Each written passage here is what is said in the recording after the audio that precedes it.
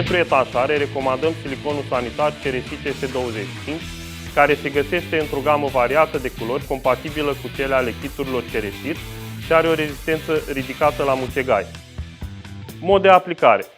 Se aplică cu un pistol de silicon, printr-o apăsare ușoară, astfel încât în urmă să rămână un cordon cu o grosime constantă. Se îndepărtează surplusul cu spatula specială pentru silicon.